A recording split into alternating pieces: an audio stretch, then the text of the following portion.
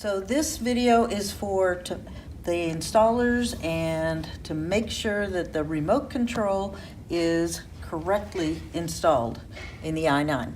So let me move the i9 easy access chair back. What we're talking about is this connector right there. We want to make sure that it is fully inserted properly and snugly tied down, and there's no shaking or it's not loose. That's so that it stays in place when the i9 slidable arm moves back and forth. And just to give you an idea, since that's kind of hard to see, this is what the connector panel looks like. That's the insertion that the remote control will put in. Again, make sure it's secure in place and no wiggle, no looseness, so that the connection remains good.